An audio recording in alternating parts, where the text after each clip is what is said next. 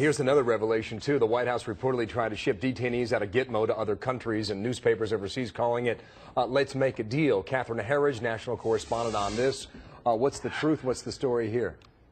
Well, thank you, Bill. What's clear is that after the president in January 2009 promised that he would close Guantanamo Bay, is that there was a real push to try and find a home for some of these men, especially the Uyghurs. These were the Chinese Muslims who were cleared for release. And what the cables show is that there was certainly some pressure put on the Pacific island nation of Kiribati. You see it there, to take some of the men. They were offered millions of dollars, in fact, to take the men. And this is a very small island, if you will. It's an island. It's actually a group of islands in the Pacific that only has about 99,000 people, Bill. Okay, Catherine, we're also getting a lot of questions from viewers, too. That brings us to BYA. Because you asked, we get this. Rick Fulkerson out of Tennessee writes, if those involved are American citizens, can they not be charged with treason? If they are citizens of a foreign country, can they not be charged with espionage? What's likely legally now, Catherine? Well, the viewer is really right on the money. The critical question here is Julian Assange. He is an Australian citizen and therefore could not be charged with treason, which is a betrayal of one's own nation. That would be more likely an espionage charge, because that law and that statute is more broadly written.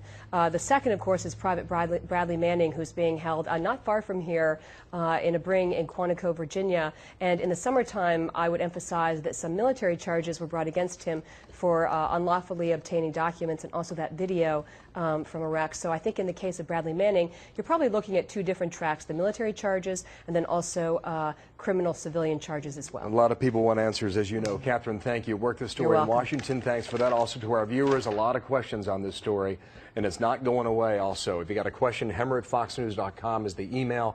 Also on Twitter @BillHemmer. File your question right now. The WikiLeaks controversy making its mark on the situation around the Yellow Sea. Leaked U.S. diplomatic cables revealing questions in the relationship between North Korea and China, its strongest ally. Documents from the whistleblowing website showing China's frustration with the North and speculated Beijing would accept a future Korean peninsula unified under South Korean rule. The leaked cables showing China appeared somewhat in the dark on a range of issues, from who will succeed North Korean leader Kim Jong-il to the regime's uranium enrichment and nuclear plans, suggesting North Korea's secretive nature, even with its most important ally. Chinese officials talked about their country's relationship with the Koreas, but would not comment on the leaked cables. China consistently supports dialogue between the north and south sides of the Korean peninsula to improve their relations through dialogue and negotiation to realize a peaceful reunification by themselves. China meeting with a top North Korean diplomat trying to calm tensions.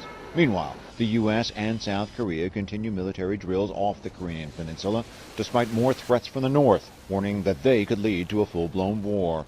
The joint military drills are partly designed to test the response speed of the USS George Washington. We left on November 23rd, and were able to get here in a very short time. That kind of rapid response is a representative of our commitment here. Officials from the U.S., South Korea, and Japan plan to meet in Washington, D.C. next week to discuss North Korea's nuclear program and that attack on South Korea, which left 4 dead. In Seoul, South Korea, Greg Palcott, Fox News. Hey everybody, it's Skype Gripe at Fox News Watch. Ellis Hennigan in New York, Jim Pinkerton in Washington. Jim, the WikiLeaks story swirls on, of course. So is it the media's job to keep the government's secrets? I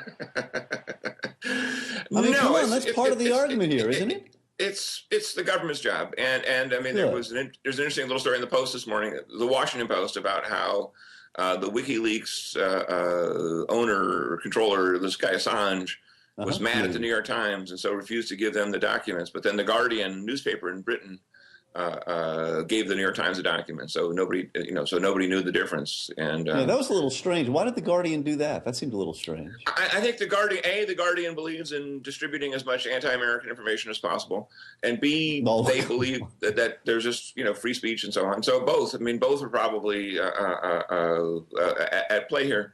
Look, I said on Fox News Watch months ago, I think on the first go-round of WikiLeaks things from Iraq, that this was a equivalent of Pearl Harbor, against the United States. And I've since seen the 9/11 analogy thrown around. It's just that much of a disaster.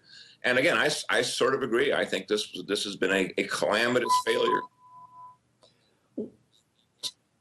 Well, yes, but let's see if we can pull it apart a little bit. First of all, I don't think there's any evidence that the damage of this round of disclosures is remotely Pearl Harbor. I mean, most of this stuff are things that are already known. You know, I understand you don't want your allies to feel like they can't talk to you in private. But I mean, there are a huge number of complicated issues wrapped up in this. And it seems to me you got to start with a couple of them. One is that secrets do still matter, particularly in times of war, and government and the military especially do have legitimate reasons to keep secrets. On the other hand, in the age of 1 million websites, you're never going to stop the flow of those secrets at the final level. Because if WikiLeaks doesn't publish it, somebody else will, and if they won't, 500 other people will. So in the end, it really is up to the State Department and the Pentagon and the Army and others in the government to keep their own damn secrets. I agree. I mean, look, this is a huge issue for information control. I mean, for example, an issue that I follow pretty closely is healthcare. Sure.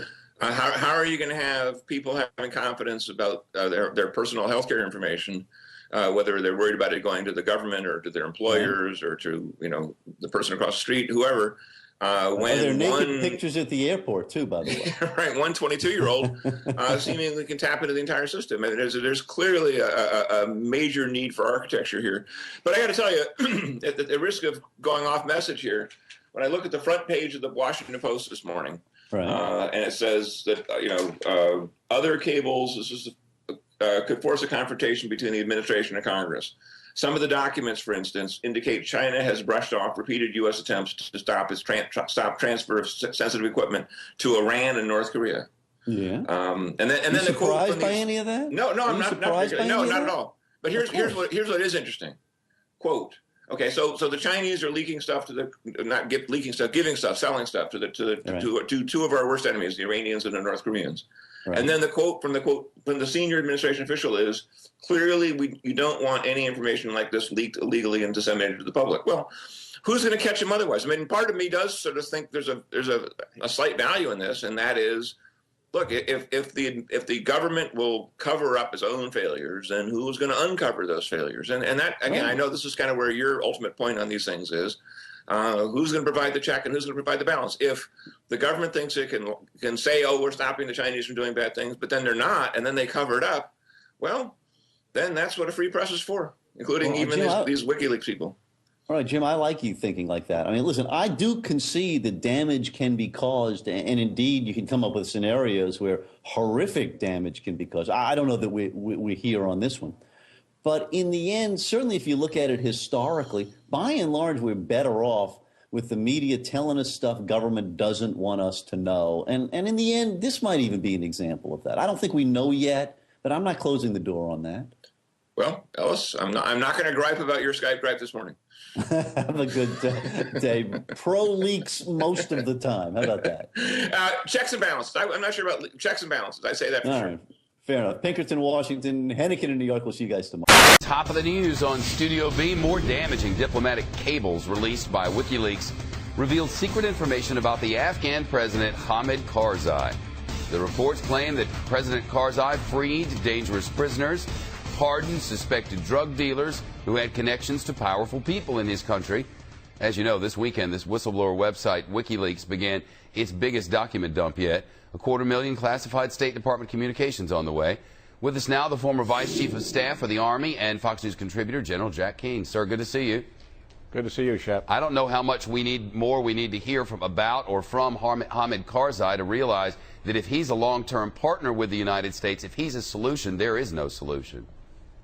Well, look, at the relationship we've had with Karzai for the last 9 years is filled with tension and conflict and at times downright acrimony.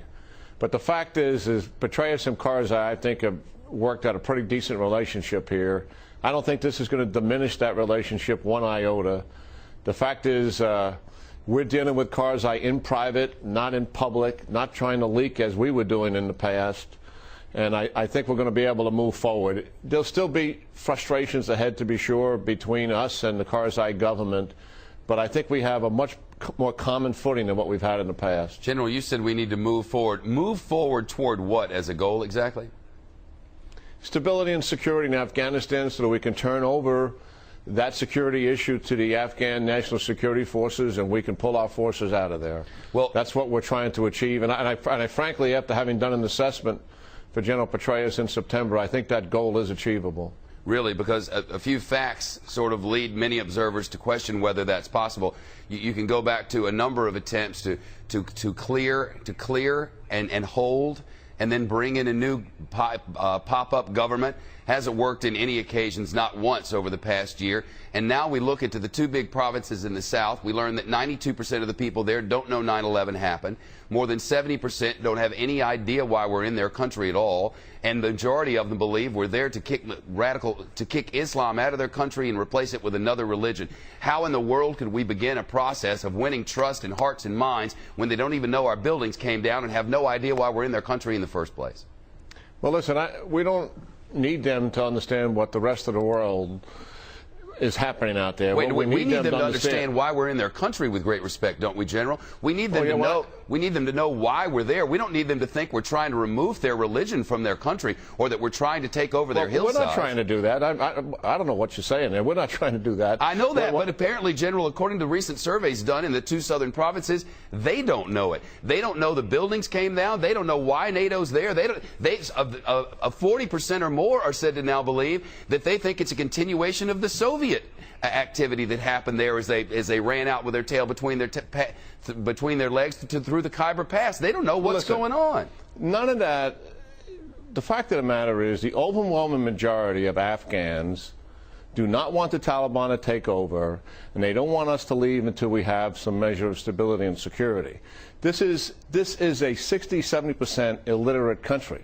So the fact that they may not know what the causes of certain things are should not be shocking. You can ask Americans about their history, and they'll have similar answers, believe me. The fact of the matter is we finally have a decisive force in Afghanistan, and we've never had one since the Taliban reemerged in 2005. That's the reality of it, Shep.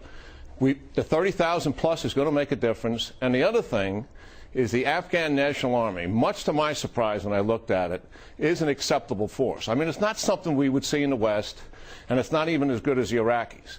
But it's more than acceptable to deal with the Taliban in conjunction with us. And I think that's what's going to allow us to move forward here a little bit. The fact of the matter is we see some preliminary signs of erosion of will, and that's a good thing.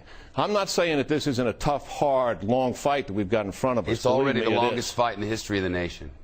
All protracted wars, counterinsurgency-based about people, are protracted. This thing is as long as it is, mostly because of us. We changed our priorities to go to Iraq in 2003. That was our decision.